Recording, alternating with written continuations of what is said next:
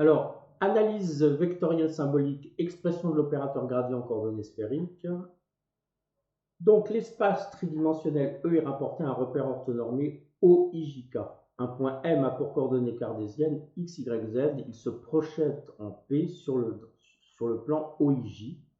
Et on note R égale OM, θ égale KOM et phi égale IOP, de sorte que M peut être repéré avec les trois réels R, θ, phi, appelés ses coordonnées sphériques. On a de plus les conditions suivantes. Donc le R doit être positif, l'angle θ doit être compris entre 0 et pi, et l'angle phi doit être compris entre moins pi et plus pi. Une fonction différenciable de E dans R est différenciable, sachant que le gradient de f est défini en coordonnées cartésiennes par nabla f égale df sur dx i plus df sur dy j plus df sur dz k.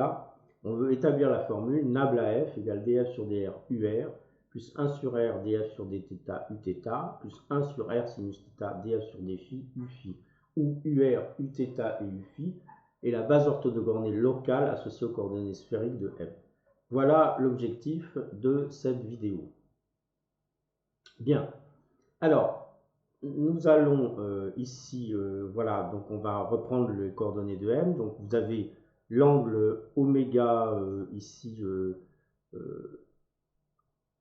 l'angle oméga MOM qui vaut θ et l'angle POI qui vaut phi. Voilà, donc ça, ce sont les coordonnées sphériques. Et la distance OM est égale à R. Bon, alors, premier travail, donc, quelles sont les coordonnées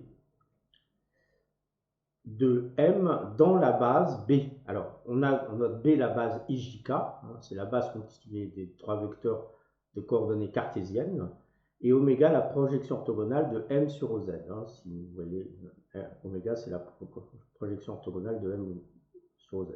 Alors, lorsque R et θ sont constants, le point M décrit le cercle L. Alors, le cercle L, ben, c'est tout simplement le parallèle. Hein, c'est le parallèle ici qui est là, on voit ici. Il est décrit, c'est le parallèle de la sphère passant par O et de sang et de rayon R. Donc, le centre L du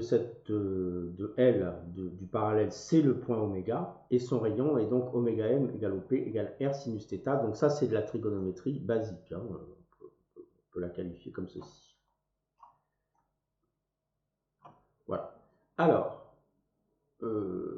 on sait que R c'est oméga M, c'est R sinus θ, oméga c'est R cosinus θ, et les coordonnées de P dans la base IJ sont OP cosinus phi sinus phi, de sorte que OM c'est OP plus PM, c'est oméga M plus PM, donc ça fait R sinus θ cos phi I plus sin phi J plus R cosinus θ.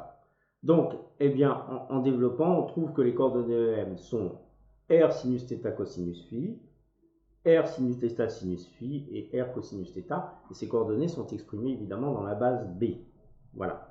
Donc ici, ça répond à la première question. Ensuite, nous allons étudier le repère local U égale S, UR, Uθ, Uφ.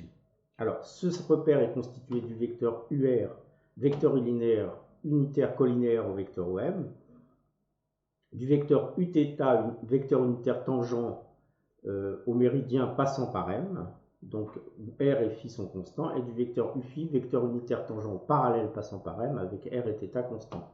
Ces trois vecteurs sont 2 à 2 orthogonaux et ils sont unitaires par choix. Calculons leurs coordonnées dans la base B. Alors, on pose R égale OM. Donc, UR est collinaire à OM lorsque θ et phi sont constants. Et M décrit une droite passant par O.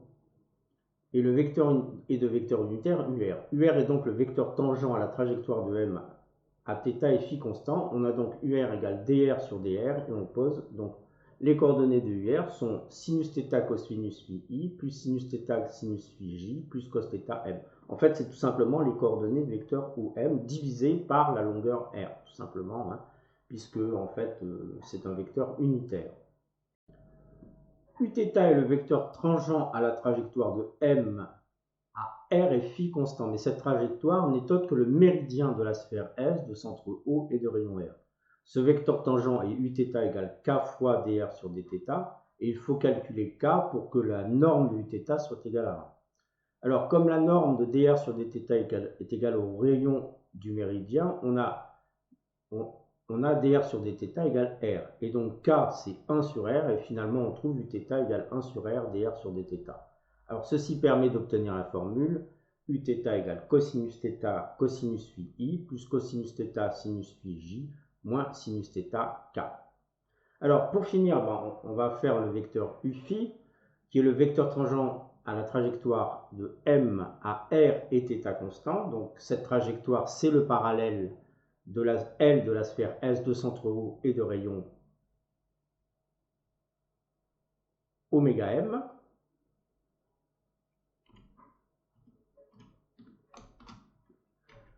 Ce vecteur tangent est u phi égale k dr sur d phi, et il faut calculer k pour que u phi soit égal à 1.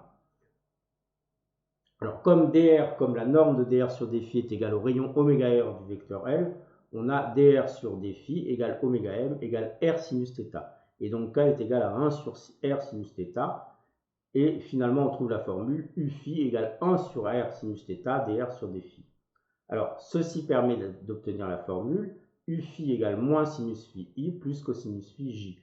Alors, pour l'obtenir, il suffit de dériver les coordonnées de OM par rapport à phi. Et ensuite de diviser par 1 sur r sinus θ. Alors, c'est pas difficile, hein, on peut faire le calcul et on vérifie qu'on trouve bien ça. Bon, comment établir la formule demandée? Alors,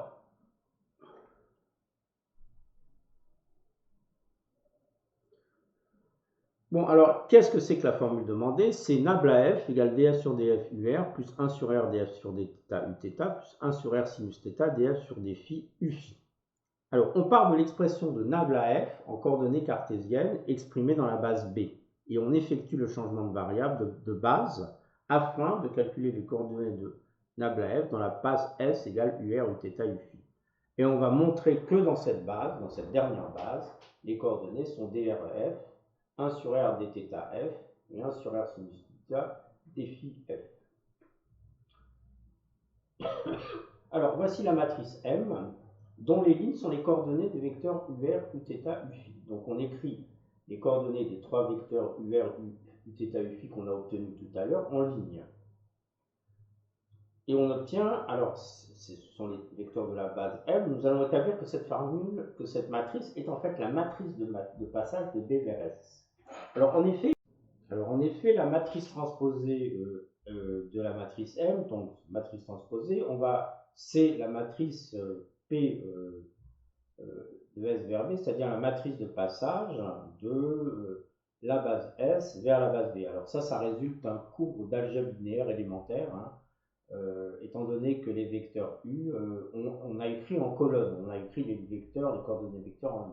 Et donc dans ce cas-là, on sait qu'on a ça. Alors qu'est-ce que ça veut dire ça? Ça veut dire que si vous avez un vecteur V dont les coordonnées dans la base S sont Vs, eh bien les coordonnées de V dans la base B s'obtiennent en faisant le produit matriciel PSB par Vs. Et vous obtenez voilà, les coordonnées de V dans la base B. Alors évidemment, ce n'est pas ce qu'on veut. Ce qu'on voudrait avoir, c'est l'inverse. C'est-à-dire qu'on voudrait avoir les coordonnées d'un vecteur dans S connaissant les coordonnées dans B. Bon, c'est très simple, il suffit d'inverser. Si vous calculez la matrice inverse de PVS, vous obtenez VS égale PVS moins 1 de VB. Bon, mais la matrice M et sa transposée sont des matrices orthogonales. Et vous savez que dans les matrices orthogonales, c'est-à-dire que c'est des matrices qui appartiennent au groupe orthogonal SO3, S ça veut dire que son déterminant est égal à 1, c'est un sous-groupe du groupe des matrices orthogonales. Et les matrices orthogonales, la définition de ces matrices, c'est que leur transposée est égale à leur inverse.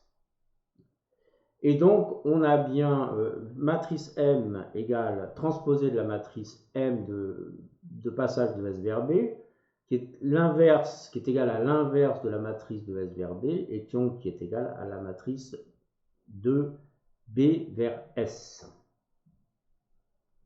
De passage de B vers S. Voilà. Donc ça termine, ça clôt notre chapitre.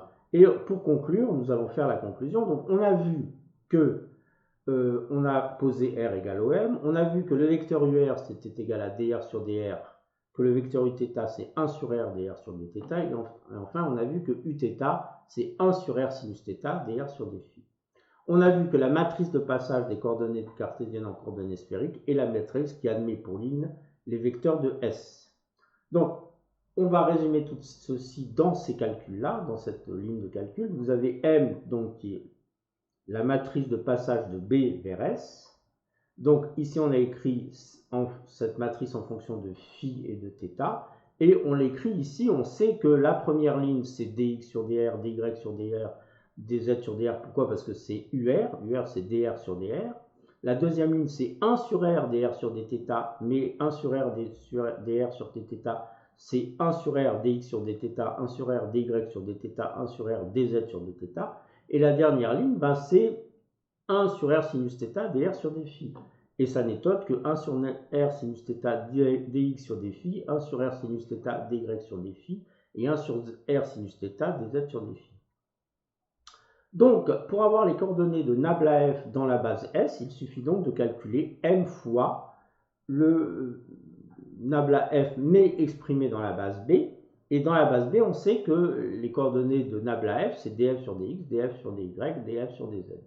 Donc, si vous faites ce calcul matriciel, ce produit matriciel, vous obtenez ici que c'est df sur dx fois dx sur dr, plus df sur dy fois dy sur dz, plus df sur dz fois dz sur dr.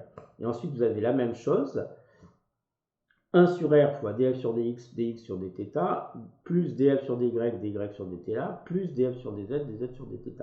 Et la dernière ligne, c'est 1 sur r sinus θ, df sur dx, dx sur dφ, plus df sur dy, dy sur dφ, plus df sur dz, dz sur dφ.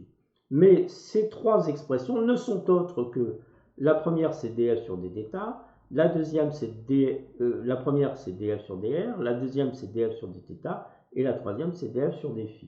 Et en fait, on vient de démontrer très exactement ce qu'on voulait démontrer. Et donc, ceci termine notre vidéo. Bien, nous allons, lors d'une prochaine vidéo, montrer l'approche l'approche que je qualifierais de symbolique, c'est-à-dire en utilisant un outil de calcul symbolique. Voilà, je vous remercie et à la prochaine.